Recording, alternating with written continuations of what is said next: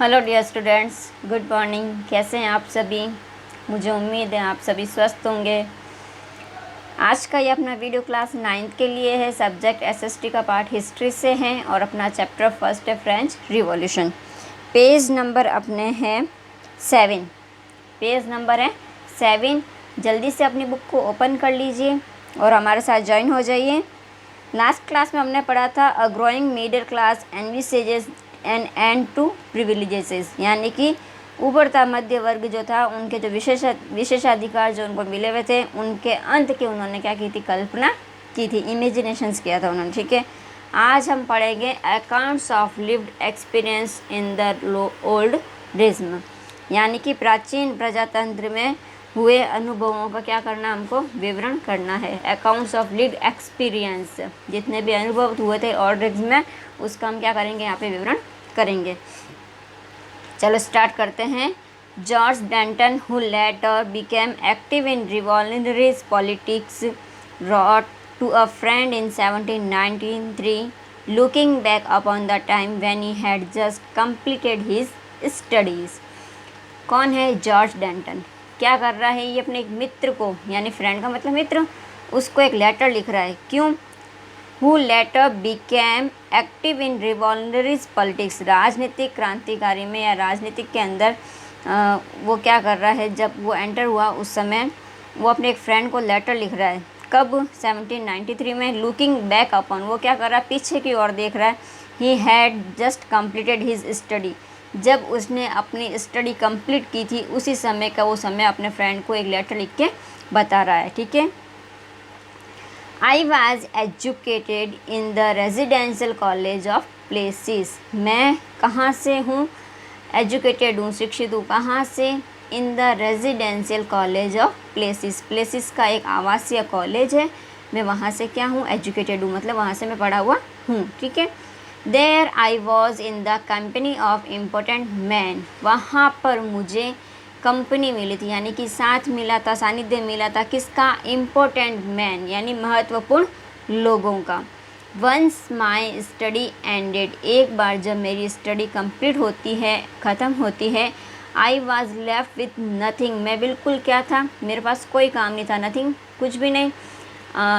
I started looking for a post, उसके पास, वो बिल्कुल बेरोजगार था, उसके पास में कोई काम नहीं था, तो वो क्या कर रहा था, I started looking for a post, उसने क्या किया, स्टार्ट किया, क्या, लुकिंग फॉर अ पोस्ट, एक जॉब के लिए क्या किया उन्होंने, इधर उधर सर्च करना स्टार्ट कर दिया। It was impossible to find one at the low court in Paris, यह भी असंभव था, इम्पॉसिबल यानी असंभव, to find one at the low court in Paris, Paris के लो कोर्ट के अंदर जॉब मिलना क्या था, इम्पॉसिबल था, असंभव था। The choice of a career in the army was not open to me, और वह भी चॉइस जो कि उनको आर्मी के अंदर मिल जाए सीट, वह भी क्या था, उसके लिए सही नहीं था, उसके लिए इम्पॉसिबल था। ये भी क्या था, the choice of the career in the army was not open to me, army उसके लिए ओपन नहीं थी। And I was not a noble by birth, मैं जन्म से, मुझे कोई कुलीन नहीं था, मुझे कोई अधिकार नहीं प्राप्त है। और not did I have a patron, और ना ही मेरा कोई संरक्षक वहाँ पे, यानी कि फैमिली से वहाँ पे लगे हुए हैं। The church too could not offer me a refuge, church ने भी उसको आसरा नहीं दिया। I could not buy an office, वह एक ऑफिस भी नहीं खरीद सकता। As I did not possess a sou, उसके पास क्या नहीं थे, पैसा नहीं था कि वो क्या करे, एक ऑफिस भी खरीदे, उसकी जेब में कुछ भी नहीं था। सू का मतलब होता है, ये एक फ्रेंच की क्या है, फ्रेंच का ये, अपन जैसे इंडिया में रुपए बोलते हैं तो फ्रेंच के अंदर वो मनी को क्या बोलते हैं, सू बोलते हैं। ठीक है। My old friends turn their back to me, मेरे जो पुराने मित्र थे उन्होंने भी मुझसे मुँह मोड़ लिया था।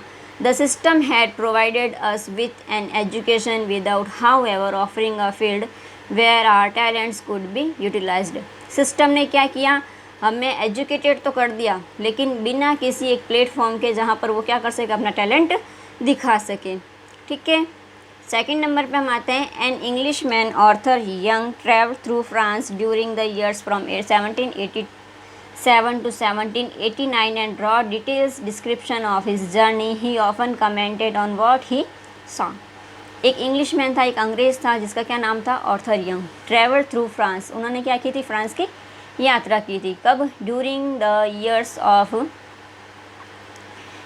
फ्रॉम 1787 टू 1789, 1787 से 1789 के बीच में उन्होंने क्या की थी, फ्रांस की यात्रा की थी, ठीक है। And wrote detail descriptions of his journey, अपनी यात्रा के बारे में उन्होंने डिटेल में बताया था। ही often commented on what he saw, और उसने कमेंट भी करके बताया कि उसने क्या क्या देखा है।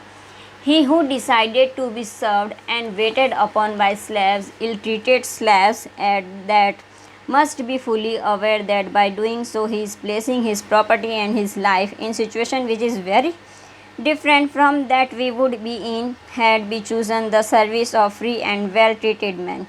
And he who chooses to dine to a compliment of his victim groans should not complain if during a riot his daughter gets kidnapped or his son's throat is slits.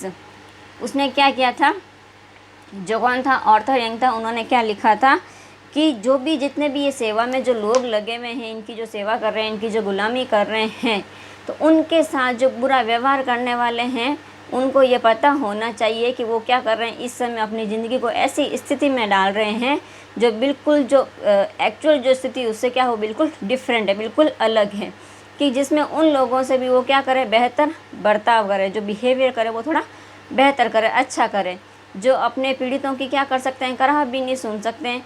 और उस समय वो क्या करते हैं कि भाई आप अपने पीड़ितों की, जो भी आपके जो रिलेटिव्स हैं, जो पीड़ित हैं, जो करार रहे हैं, उनकी आप आवाज़ें सुने और मौज करो, ऐसा वह पसंद नहीं करते थे।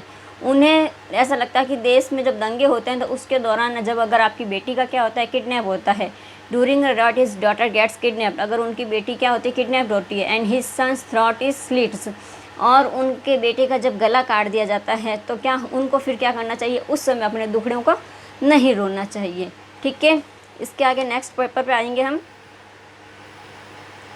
पहले यहाँ पर भी हम कुछ डेट्स देख लेते हैं, सम इम्पोर्टेंट डेट्स हैं।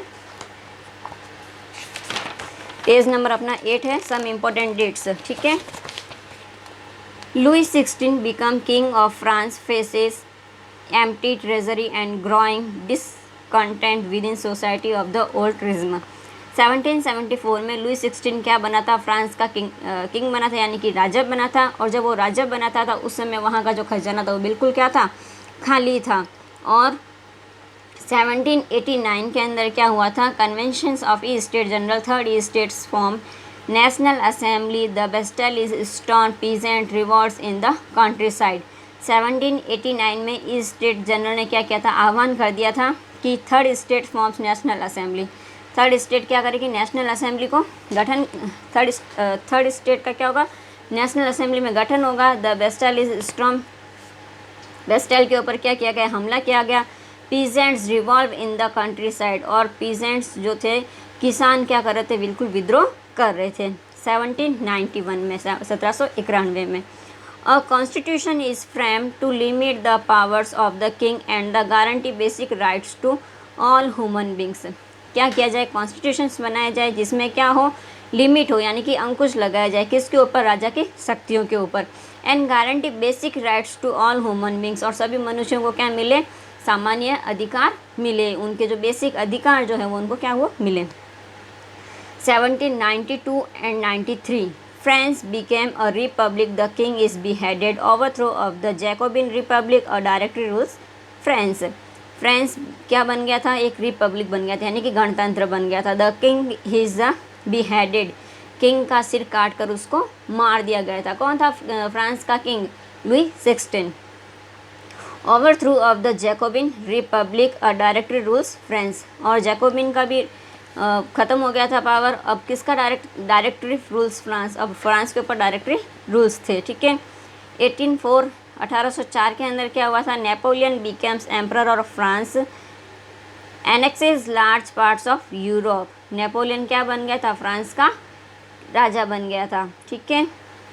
यूरोप के ज़्यादा पार्ट्स के ऊपर उसका क्या था, अधिकार था। 1815 Napoleon defeated at Waterloo, Napoleon की हार हो गई थी वाटरलू में, ठीक है। अब हम पढ़ेंगे द आउटब्रेक ऑफ रिवॉल्यूशंस, ठीक है। The outbreak of the revolution यानी कि क्रांति की शुरुआत कैसे होती है। Louis 16 had to increase taxes for reasons you have learn in the previous section. पिछले भाग में हमने पढ़ा था कि लुई 16 ने क्या किया था, इंक्रीज कर दिए थे, क्या, टैक्स यानी कि कर बढ़ा दिए थे। How do you think he could gave gone about doing this. आप क्या सोच सकते हैं कि उसने ऐसा क्यों किया होगा। आप सोच रहे होंगे ऐसा कि उसने क्यों किया है।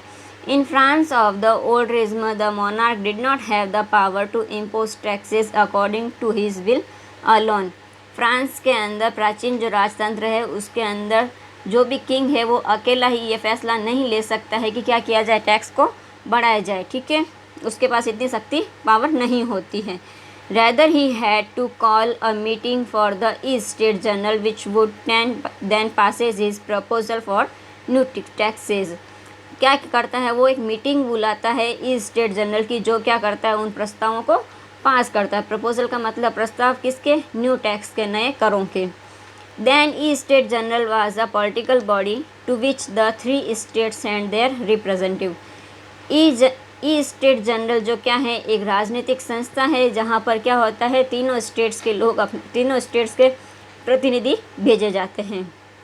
However the monarch alone could decide when to call a meeting of this body. The last time it was done was in 1614.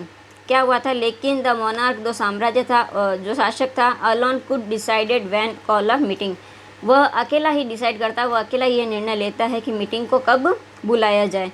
The last time it was done was in 1614। Last meeting कब बुलाई गई थी, 1614 के अंदर last meeting को बुलाया गया था, ठीक है। इसके आगे हम आपसे नेक्स्ट क्लास के अंदर डिस्कस करेंगे। Have a nice day, thank you.